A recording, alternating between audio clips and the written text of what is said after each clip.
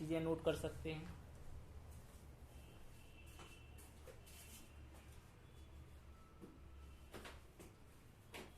सभी को नमस्कार।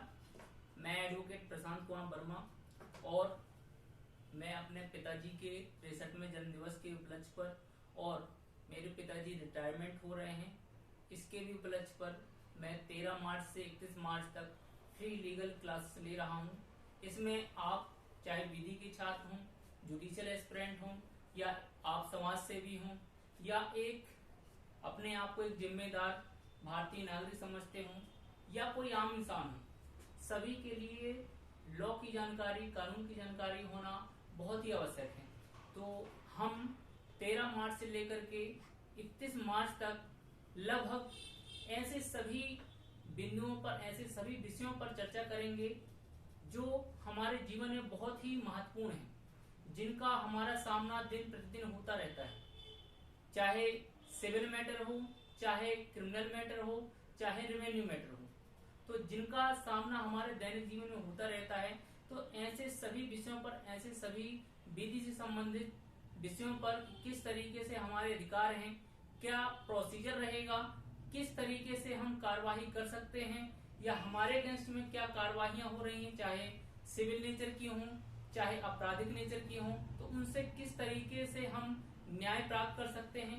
इन सभी के विषय में, इन सभी बिंदुओं पर हम 13 मार्च से 31 मार्च तक जो भी क्लासेस होंगी, उन सभी क्लासेस पर चर्चा करेंगे और लगभग एक आम व्यक्ति को भी, जिसको कानून का ज्ञान नहीं है, उसको भी कानूनी ज्ञान से अवगत कराएंगे, जागरूक करने का काम करेंगे। क्योंकि समान तरीके से अगर कहा जाए कि हमारा जो भारत देश है वो लोगों से बनता है। जब लोग विकसित होंगे, लोग जागरूक होंगे, तो हमारा देश ऑटोमेटिक विकास करेगा, विकसित होगा। तो इसी उद्देश्य के साथ इस क्लास को ऑर्गेनाइज किया गया है।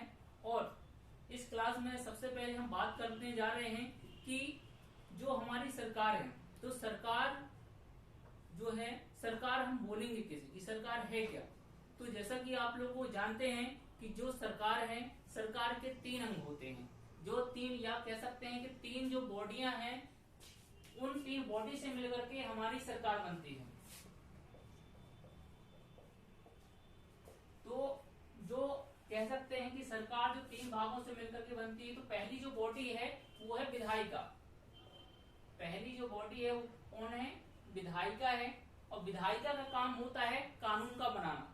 जो विधायिका, जैसे आप सभी लोग जानते होंगे, सुना होगा कि केंद्र में संसद होती है और राज्य में विधानमंडल होता है। तो ये विधायिका है जिसका काम होता है कानूनों का बनाना।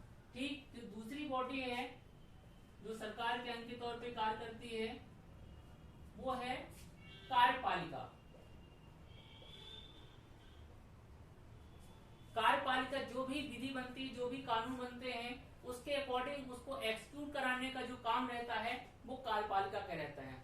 और जो विधायिका ने विधि बनाई, जो कार्यपालिका ने जो कार्य किए, उसमें अगर कोई भी अगर विरोधाभास हो रहा है, या फिर ऐसी जो भी विधायिका ने जो भी विधि बनाई है वो अनकॉन्स्टिट्यूशनल है, असंवैधानिक विधि बनाई है, या मौलिक अधिकारों से असंगत कोई विधि बनाई है, या कार्यपालिका जो कार्य कर रहा है वो असंवैधानिक कार्य कर रहा है, तो इन चीजों को चैलेंज करने का काम, या इन चीजों को देखने का काम जो तीसरी बॉडी करती है वो है हमारी न्यायपालिका।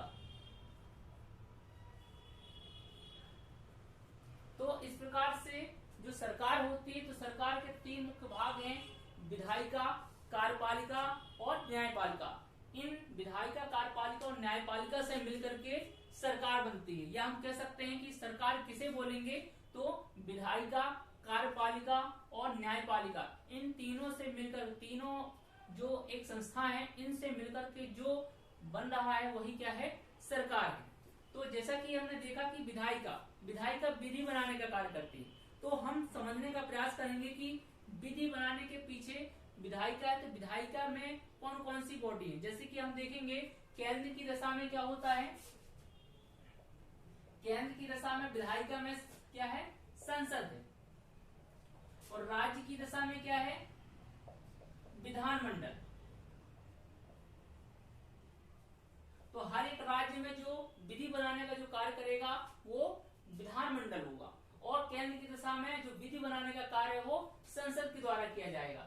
अब बात करें कि कार्यपालिका में प्रमुख कौन है, तो कार्यपालिका में अगर केंद्र की दिशा में देखेंगे तो कार्यपालिका में प्रमुख कौन है, राष्ट्रपति महोदय जी हैं। तो कार्यपालिका के प्रमुख कौन है, राष्ट्रपति महोदय जी हैं। और हर एक स्टेट में, हर एक राज्य में उस राज्य का प्रमुख कौन है, कार्यपालिक दृष्टि से, एग्जीक्यूटिव विजन से, इसे हम देखेंगे कौन है, राज्यपाल। अब बात करेंगे कि न्यायपालिका की, तो न्यायपालिका में हमने देखा होगा कि डिस्ट्रिक्ट कोर्ट होते हैं, हाई कोर्ट होता है और सुप्रीम कोर्ट आपने सुना होगा। तो ठीक यहाँ पर जिस तरीके से यहाँ पर हमने विधायिका में देखा कि हर एक स्टेट के लिए विधि बनाने के लिए राज्य की जो विधानमंडल है और केंद्र की दिशा में संसद है, और कार्यपालिक दृष्टि से हमने देखा कि राज्य में, हर एक राज्य में राज्य का प्रमुख राज्यपाल है और सेंट्रल लेवल पर, केंद्र लेवल पर केंद्र का प्रमुख राष्ट्रपति है। ठीक उसी तरीके से राज्य लेवल पर न्यायपालिका में, राज्य लेवल सबसे बड़ी जो न्यायपालिका वो है हाई कोर्ट, उच्च न्यायालय। तो हर एक राज्य में एक न्यायपालिका की जो सबसे बड़ी जो कोर्ट होती है वो है उच्च न्यायालय, और जो इससे बड़ी जो केंद्र लेवल पे, सेंट्रल लेवल पे जो सबसे बड़ी कोर्ट है वो है उच्चतम न्यायालय।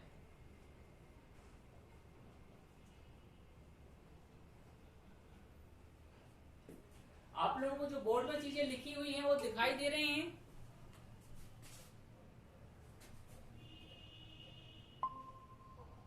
जी सर, थोड़ी थोड़ी आप बता रहे हैं तो समझ आ रहा है। हाँ, चलिए ठीक है, हम चीजें जो बोल रहे हैं तो सुनते जाएंगे, नोट भी कर सकते हैं, और जब इसका यूट्यूब में जो वीडियो पड़ेगा तो उसमें आपको सारी चीजें शो करेंगी, तो उससे भी आप देख सकते हैं। तो हमने ये देखा कि जो सरकार जो है तीन बॉडी जो तीन अंगों से मिलकर बनी है, तो इनके जो प्रमुख हैं किस तरीके से हैं, इनके कार्य क्या हैं, इनके विषय में हमने देखा।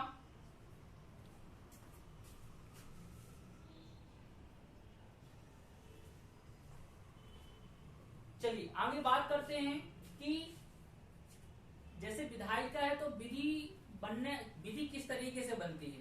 तो विधि के बारे में अगर हम बात करें तो अभी हम आप लोगों को सिर्फ बेसिक चीजें बता रहे हैं, इसको डिटेल में आगे अगली क्लास में हम करेंगे। सिर्फ आज हम बेसिक चीजों पर ध्यान देंगे, बेसिक चीजों पर बात करेंगे।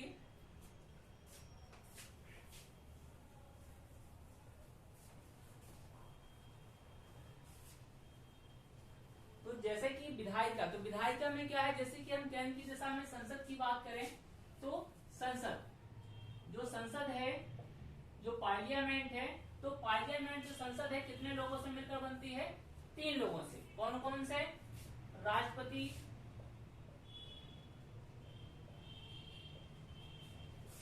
दूसरे नंबर पे आ जाएंगे लोकसभा, और तीसरे नंबर पे आ जाएंगे राज्यसभा। तो कह सकते हैं कि जो संसद है वो ये भी 3 लोगों से, 3 व्यक्ति निकायों से मिलकर बनती है, राष्ट्रपति, लोकसभा और राज्यसभा।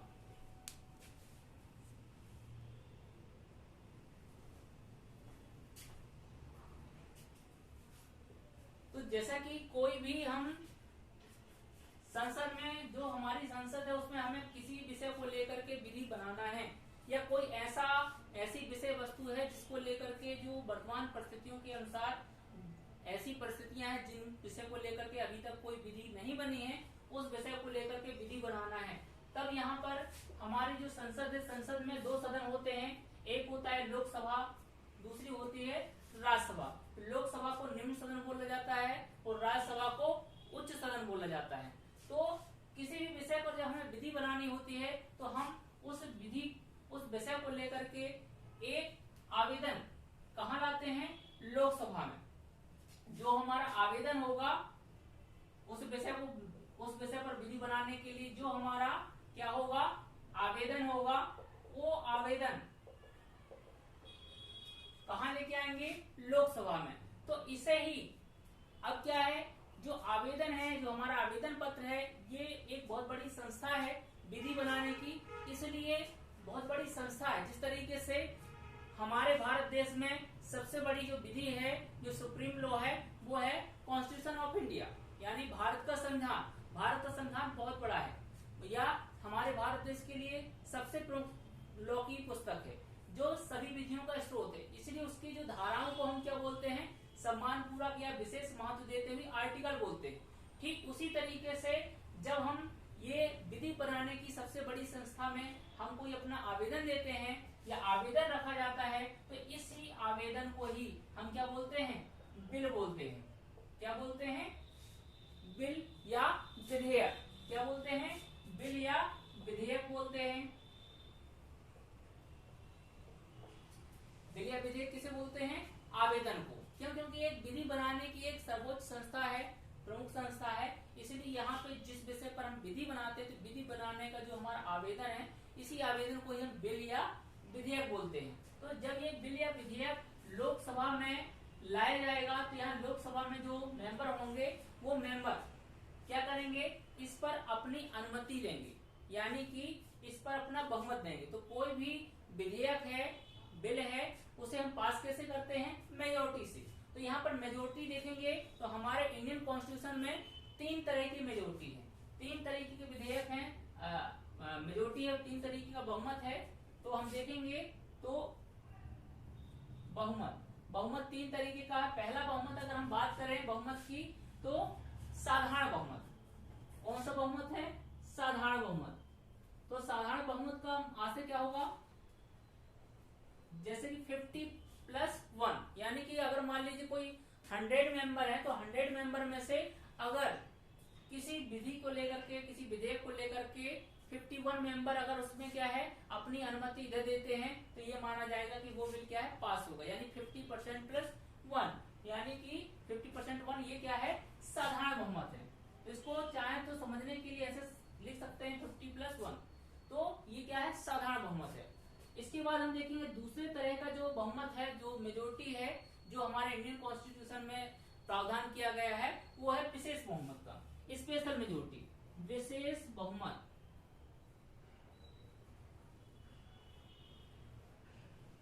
तो जो दूसरे तरीके की मेजोरिटी के बारे में जो प्रावधान है, वो क्या है, विशेष बहुमत का। तो विशेष बहुमत क्या होता है, तो जो भी मेंबर हैं, उन मेंबरों में से कम कितने मेंबरों को उस विधि के बारे में, विधेयक के बारे में अनुमति देनी चाहिए, 2/3 मेंबर। कितने, 2/3। जैसे कि फॉर एग्जाम्पल अगर समझ लेते हैं कि अगर सदन में 100 लोग हैं, तो 100 लोगों में, अगर 100 लोग हैं तो 100 लोगों में से 2/3 बहुमत, यानी कि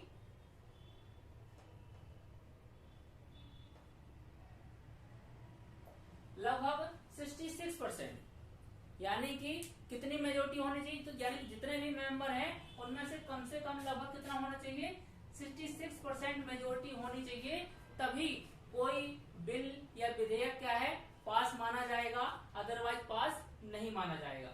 तो हमने 2 प्रकार के मेजोरिटी के बारे में देखा, बहुमत के बारे में देखा। पहली मेजोरिटी थी साधारण बहुमत, सिंपल मेजोरिटी, जिसमें 50%+1 की आवश्यकता होती है किसी भी बिल या विधेयक को पास करने के लिए, अनुमति के लिए। और सेकेंड मेजोरिटी हमने देखी स्पेशल मेजोरिटी, तो 2/3 बहुमत, यानी कि लगभग 60%। और जो तीसरे प्रकार की जो मेजोरिटी की बात की गई है हमारे कॉन्स्टिट्यूशन में, वो होती है विशेष बहुमत प्लस आधे से ज्यादा राज्यों का बहुमत, यानी कि विशेष बहुमत। यानी दूसरे टाइप का क्या है, स्पेशल मेजोरिटी, यानी 2/3 बहुमत तो होना ही चाहिए मेंबर के। साथ ही साथ जो भारत देश में जितने भी राज्य हैं, उन राज्यों में से आधे से ज्यादा राज्यों का बहुमत होना चाहिए, आधे से ज्यादा राज्यों का।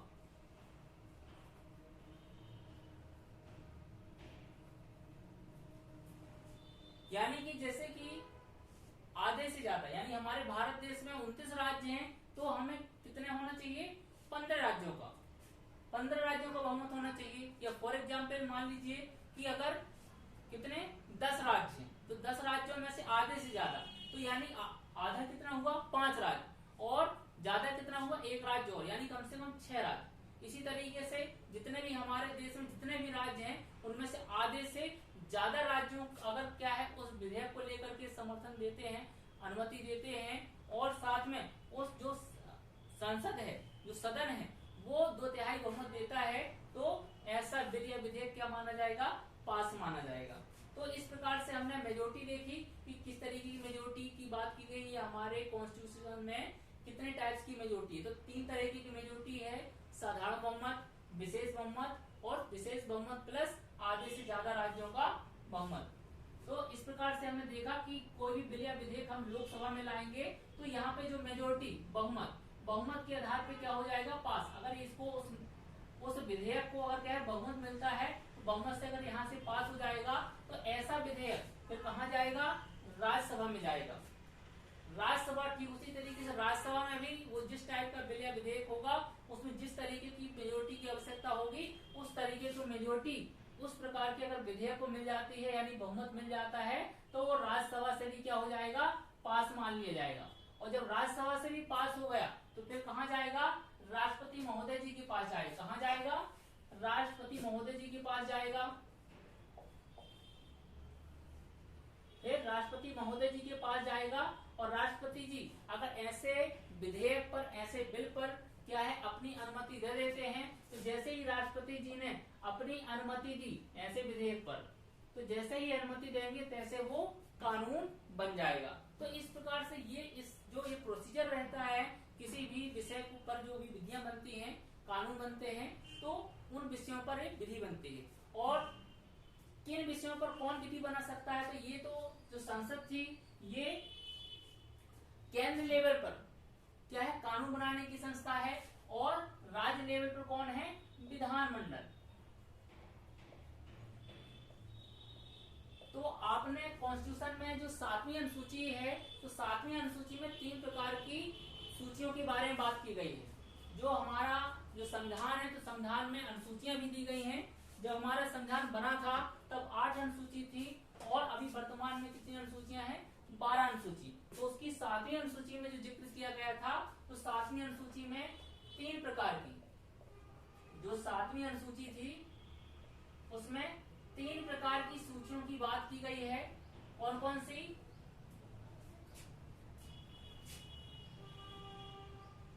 संघ सूची,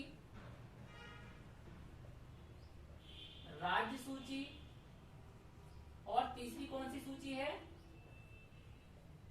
समवर्ती सूची। तो संघ सूची पर जो विषय हैं उन विषयों पर कानून बनाने की जो शक्ति है वो किसके पास है, संसद के पास। जो राज्य सूची में जितने भी विषय दिए गए हैं, संविधान की जो 7वीं अनुसूची में जो राज्य सूची है उस राज्य सूची में जितने भी विषय दिए गए हैं उन विषयों पर कानून बनाने की जो पावर है किसके पास है, विधानमंडल के पास है। और जो 7वीं अनुसूची की जो तीसरी सूची है, समवर्ती सूची, कॉन्करेंट लिस्ट, इस सूची के पे जो भी जितने भी विषय दिए गए हैं उन विषयों पर कानून बनाने की शक्ति राज्य में विधानमंडल को भी है और केंद्र में संसद को भी है। यानी दोनों को पावर है, दोनों ही संसद और विधानमंडल जो जितने भी विषय समवर्ती सूची में आते हैं उन सभी विषयों पर विधानमंडल अपने क्षेत्र के लिए, संसद अपने उससे अपने संसद भी उस विषय पर कानून बना सकती है और विधानमंडल भी उस विषय पर कानून बना सकती है।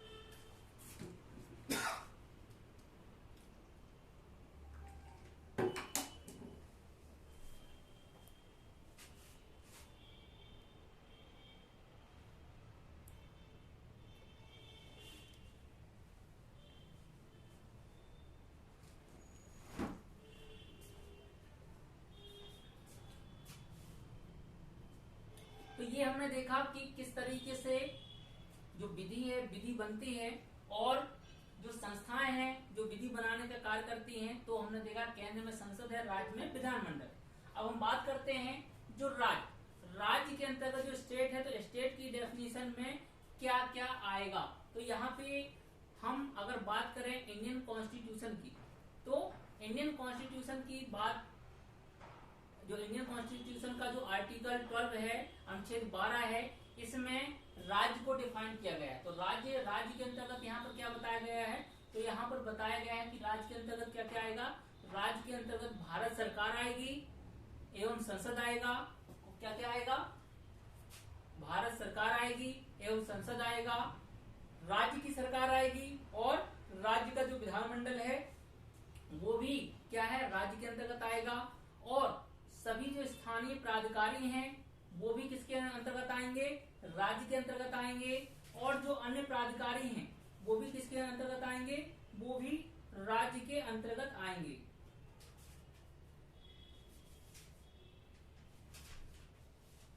अब हम बात कर लेते हैं कि राज्य को लेकर के कुछ जो केसेस हैं जो माननीय सुप्रीम कोर्ट में जो फाइल किए गए थे उसके माध्यम से और भी जो संस्थाएं हैं उनको भी राज्य माना गया है।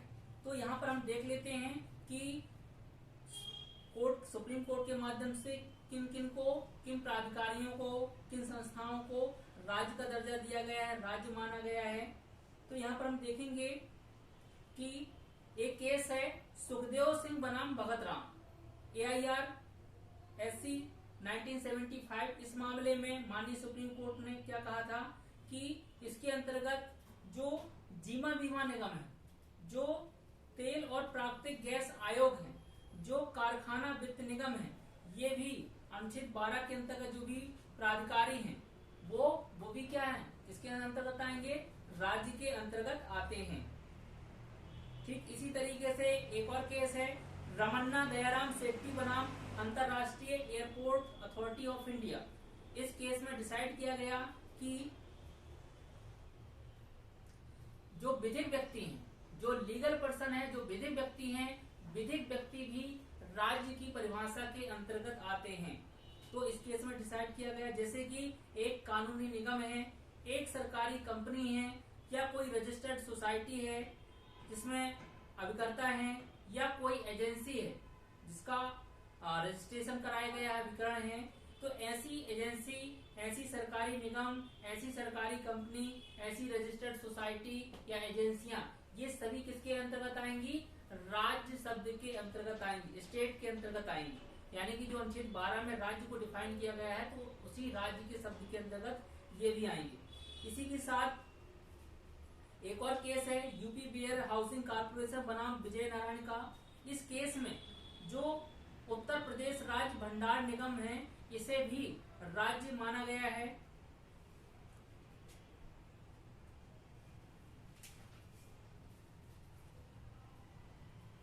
एक और सुप्रीम कोर्ट ने डिसाइड किया था, एक केस है जिसमें कि जो कोई भी अधिनियमित कोई निकाय है, कोई संस्था है, कोई निकाय है, उसे भी राज्य का दर्जा दिया गया था। पंजाब जल आपूर्ति और सीवरेज बोर्ड बनाम रजजोत सिंह के मामले में माननीय सुप्रीम कोर्ट ने किसे, कोई अधिनियमित निकाय है उसे भी राज्य का दर्जा माना था। एक और केस है मनदीप मिश्र बनाम भारत संघ का। इस मामले में जो यह निर्धारित किया गया कि जो पब्लिक चैरिटेबल ट्रस्ट है, जितने भी पब्लिक चैरिटेबल ट्रस्ट हैं वो भी राज्य के अंतर्गत आते हैं। यानी ऐसे पब्लिक चैरिटेबल ट्रस्ट भी क्या माने जाएंगे, राज्य माने जाएंगे। इस प्रकार से हमने यहाँ पर देखा कि राज्य किसे माना जाएगा। तो यहाँ पे अनुच्छेद 12 में केवल ये बताया गया है कि भारत सरकार और संसद, राज्य की सरकार और राज्य का विधानमंडल, सभी जितने भी स्थानीय प्राधिकारी हैं या अन्य प्राधिकारी हैं ये क्या है, राज्य है। और बाकी लोगों को, बाकी निकायों को, बाकी कम्युनिटी को, बाकी ऐसे रजिस्टर्ड संस्थाओं को, सरकारी कंपनी को भी क्या माना गया है, राज्य माना गया है।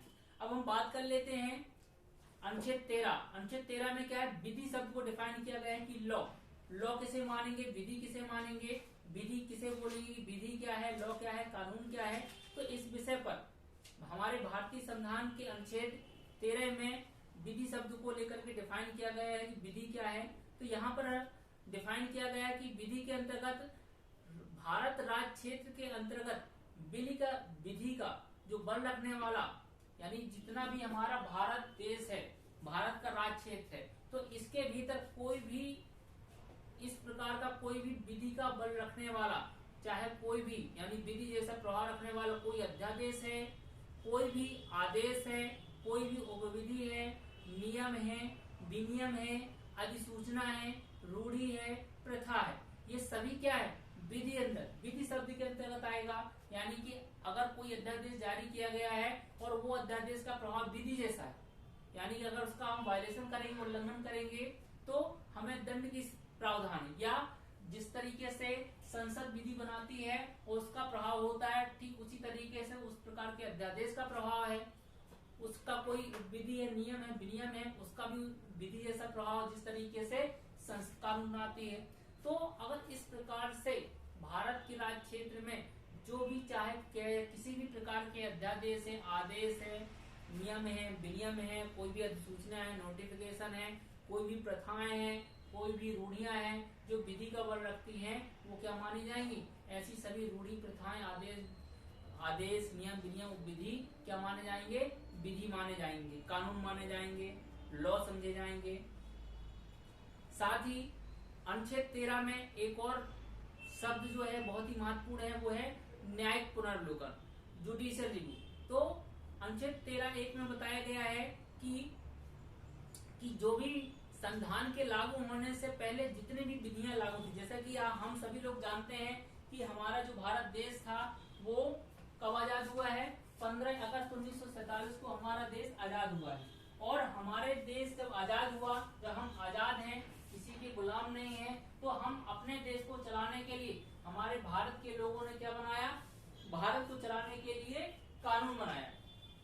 जो कानून बनाया, संविधान बनाया, और ऐसा हमारा संविधान, हमारे देश का संविधान 26 नवंबर 1949 को क्या किया गया? बनकर के तैयार हो गया, राष्ट्रपति महोदय जी की अनुमति मिल गई, और ये कब से लागू हुआ? कुछ प्रावधान 26 नवंबर 1949 को ही लागू हो गए, और बाकी प्रावधान यानी कि हमारा संविधान कब लागू हो गया? 26 जनवरी 1950 को हमारे भारत देश का संविधान लागू हो गया। तो जब हमारा 26 जनवरी 1950 को क्या हुआ? संविधान लागू हुआ। तो इस तारीख को जब लागू हुआ, तो इसके पहले जितने भी भारत में प्रवर्तन में विधियां थी, भारत में जितनी भी यानी कि जो भी विधि लागू थी, यानी कि भारत राज्य क्षेत्र जितनी विधियां का चलन था, लागू थी, प्रवर्तन में थी, वो सभी विधियां क्या हो गई? जो किससे असंगत हैं? जो संविधान बना, संविधान जब हमारा भारत का संविधान बना, तो इस संविधान के प्रावधानों से जितनी भी विधियां पहले की असंगत हैं, वो क्या हो गई? शून्य हो गई, यानी उनका कोई इंपॉर्टेंस नहीं रहा। और साथ में संविधान के जो अनुच्छेद 13 है, उसके 12 सेकेंड में यानी कि खंड 2 में क्या बताया गया कि संविधान बनने के बाद कोई भी ऐसी विधि नहीं बनाई जाएगी जो संविधान के प्रावधानों का उल्लंघन करती है। अगर उल्लंघन करती है तो ऐसे उल्लंघन की मात्रा तक अगर जो भी विधि बनाई गई वो क्या होगी? शून्य होगी। यानी कि जैसे कि मान लीजिए कोई नया कानून बनाया गया, नए कानून में मान लीजिए कितनी धाराएं हैं? 10 धाराएं हैं। मान लीजिए जो नया कानून बनाया गया उसमें कितनी धाराएं हैं? 10 धाराएं हैं। 10 धाराओं वाला कानून बनाया, लेकिन 1950 के बाद बनाया गया। लेकिन वो क्या है? जो शुरुआत की जो 7 धाराएं हैं वो क्या कर रही हैं? हमारे संविधान के प्रावधानों का उल्लंघन कर रही हैं। तो संविधान के प्रावधानों का अगर उल्लंघन कर रही हैं, तो केवल जो अभी हमने जो विधि बनाई है, केवल 8, 9, 10, केवल इतनी ही विधि क्या होगी? मान्य होगी, लागू होगी। बाकी ये 7 विधि तक, 7 नियम तक ये विधि क्या है? अमान्य कर दी जाएगी, शून्य घोषित कर दी जाएगी। तो जो अनुच्छेद 13 है यही प्रावधान करता है। अनुच्छेद 13 का जो खंड 1 है कि संविधान लागू होने से पहले जितने भी भारत में प्रवर्तन में विधियां थी जो संविधान लागू होने के जो उनका क्या है उससे असंगत है, तो ऐसी सभी विधियां क्या हो जाएंगी? शून्य हो जाएंगी। यानी कि अब उनका प्रवर्तन नहीं होगा, वो लागू नहीं होंगी, यानी कि उनका वो समाप्त समझी जाएंगी। और संविधान लागू होने के बाद जो भी विधियां बनाई जाएंगी, अगर वो ऐसी कोई विधि बनाई जाती है जो संविधान से संगत है, तो असंगत की मात्रा तक वो क्या हो जाएगी? शून्य हो जाएगी। तो ये प्रावधान अनुच्छेद 13 में बताया गया है। इसके बाद अनुच्छेद 14 से लेकर के अनुच्छेद 18 तक क्या बताया गया है? जो हमारे जो फंडामेंटल राइट है, जो मौलिक अधिकार हैं, तो मौलिक अधिकार में जो पहला अधिकार है समता का अधिकार, तो समता के अधिकार के बारे में अनुच्छेद 14 से 18 तक में बताया गया है। इसके बाद जो स्वतंत्रता का अधिकार अनुच्छेद 19 से 22 तक में बताया गया है। शोषण के विरुद्ध अधिकार अनुच्छेद 23 से 24 तक में बताया गया है। धर्म की स्वतंत्रता का अधिकार अनुच्छेद 25 से 28 तक में बताया गया है। संस्कृति और शिक्षा संबंधी अधिकार अनुच्छेद 29 से 31 तक में बताया गया है। और जो हमारा लास्ट अधिकार है संवैधानिक उपचारों का अधिकार, ये अनुच्छेद 32 से लेकर के अनुच्छेद 35 तक में बताया गया है। तो इस प्रकार से जो हमारे संविधान में भाग 3 में जो मौलिक अधिकार हैं वो मौलिक अधिकारों का प्रावधान किया गया है।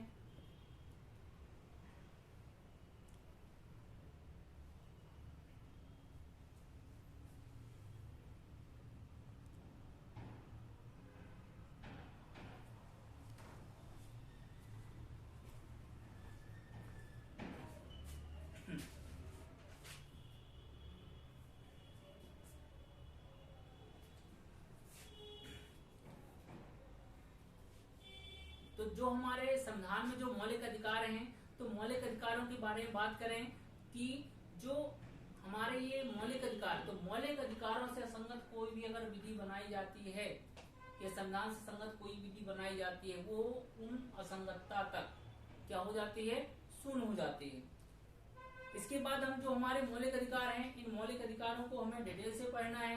तो लेकिन डिटेल से पढ़ने से पहले हम बात कर लेते हैं कि जो हमारे संविधान के जो संविधान का जो अनुच्छेद 32 है, अनुच्छेद 32 क्या कहता है? अनुच्छेद 32 कहता है कि अगर किसी व्यक्ति के जो फंडामेंटल राइट हैं, जो मौलिक अधिकार हैं, अगर उनका वायलेशन होता है, यानी जो संविधान है, संविधान का जो अनुच्छेद कौन सा है,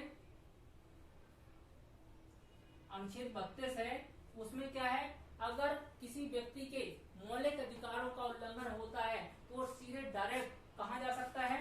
सुप्रीम कोर्ट, उच्चतम न्यायालय में जा सकता है।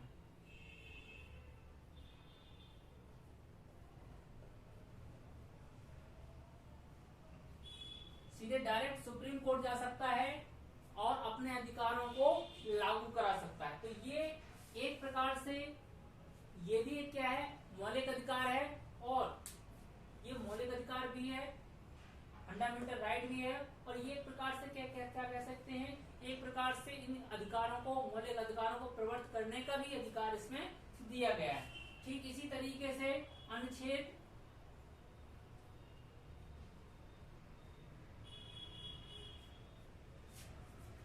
जिस तरीके से